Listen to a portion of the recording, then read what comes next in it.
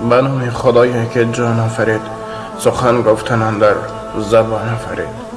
اما بعد، السلام علیکم و رحمت الله و برکاته. پدران و مادران علی قدر و برادران و خواهران اهل اسلام، نقل امروزی ما به مردهایی که به شهر مسافر آمده زنهای خود را از اینجا با واسطه تلفن و با واسطه هر گونه مکتوب ها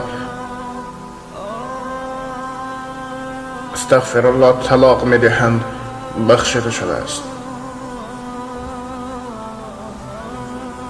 ای برادر، یک لحظه اندیشه کن.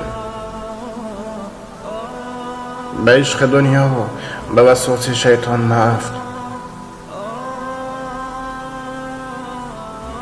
برای چه وقتی که به شهر مسافری آمدی در وطن خوب زن و فرزند خیش را داری،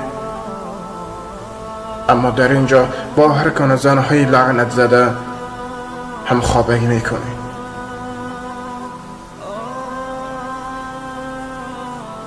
در یاد دار که حق زن را پایمال کردن این یکی از گناه های کبیر است. پیامبر خداوند محمد مصطفی صلی الله علیه و سلم گفتند: اتقوا الله اتقوا النساء. ای امتان من، از الله بترسید و از پایمال کردن حقوق زن. الله مهربان در قرآن عظیم الشان یک سوره را با نام زن، النساء، نازل کرد.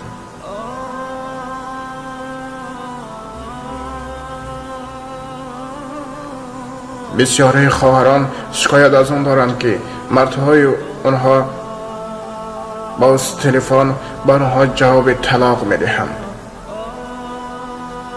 استغفر الله الذي تاب ابغض الحلال الى الله الطلاق.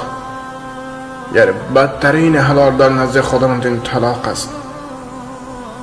وقتی که تو زن را طلاق میدهی عرش خداوند میلرزد. تو نمیتونی اون را چخیل تصور کنی. وقتی که تو زن را طلاق میدهی زمین از خداوند اجازت میپرسد: یا الله، به من اجازت ده اون بنده ای که زن خود را طلاق داد چنان به درونم کشم که عذاب طلاق را ببیند. اما خداوند مهربان این را رد میکند و سوال کتاب این را در روز محشر میگذارد.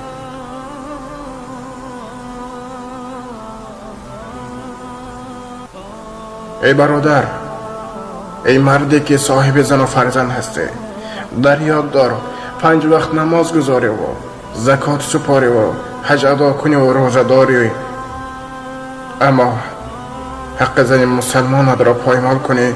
شرط نیست که دیگر گناه کنی. همین گناه بس است تا که راست به جهنم روی. وقتی که به بعض مردم سوال کردم: ای برادر، برای چه تو زنا میکنی؟ به من میگوید: امید برادر، من از زن و فرزند دورم. درسته گویم از زن دورم و قوتم نمیرسد. السلام علیکم. آیا زن تو آدم نیست؟ آیا زن تو احساسات ندارد؟ وقتی که تو با یک زن حرام هم خوابگی میکنی از حال زن خش یاد میاری؟ نه، چون در آن وقت در داخل تو انسان نه بلکه شیطان است. الله مهربان میگوید اگر بنده در وقت زنا بمیرد در تن او ایمان نیست، و حتی که وقتی که با زنا مشغول است در تنش ایمان نیست. استغفر الله، مگر از این دو بدبختی هست برای ما. یکی از خواهرانم به من نقل کردند که شوهرم بسیار سال است که در روسیه زندگی می کند و من بعد چند وقت نتوانستم به این خل بی اهمیتی طاقت کنم و به روسیه سفر کردم و در آنجا فرزندان من در دانشکده و در مکتب تحصیل میکنند و برای شناسنامه دولتی روسیه را گرفتن رضای پدر لازم بود. اما وقتی که فرزند من به نزد پدرش رفت، شوهر من گفت اگر مادرت به حجت جدایی یعنی رضوا امضا گذارد من رضا میدهم. استغفر الله، آیا این هم مرد است؟ به حیله زنهای لعنتی افتاده زن مؤمن و مسلمان خود را می پرتاید.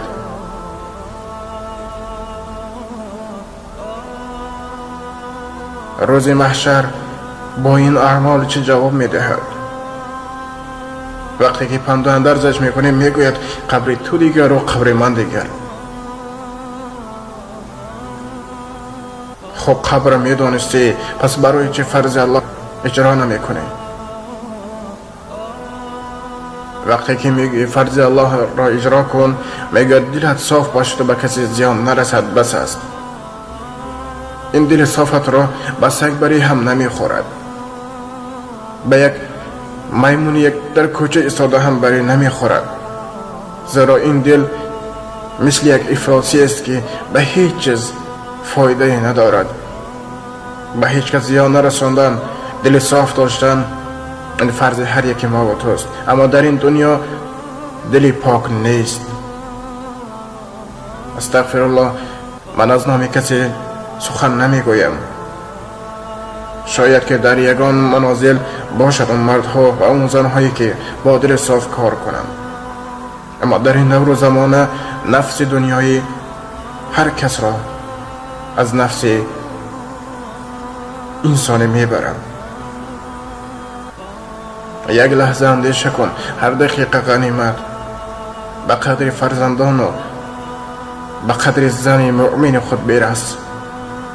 به اون زنهای لعنتی که در روسیه یافته بانها باور مکن، زیرا الله مهربان در قرآن عظیم و شان میگوید، سوره مائده آیت 51: ای شخصانی که به خدا ایمان آوردید، بر یاد دارین که نصران و یهود هیچ وقت با شما دوست شده نمیتواند، زیرا آنها دوست یکدیگرند و کسی از شما اون را دوست یابد، اون انسان یکی از آنهاست. این معنای آن را دارد که تو فقط با آنها میتونی صحبت کنی، یعنی آب و نانتی، یا اینکه مبلغ درگاه باشد مبلغ، اما نمیتوانی با آنها جان دی، زیرا آنها دوستی موقتی هستند. یعنی بروسی گویم دوستی وریمن،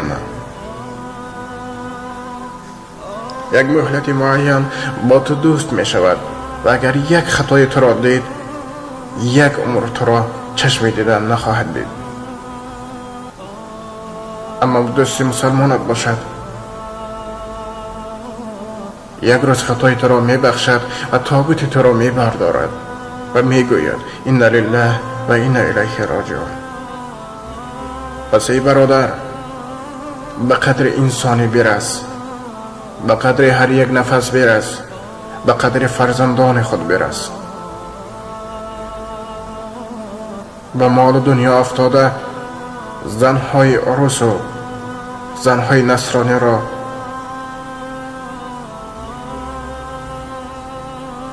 دوست داشتن، این فقط بهانه توست، زیرا این دل تو هیچ کس را دوست نمی دارد. اگر دوست می داشت یکم فرض الله را اجرا می کرد.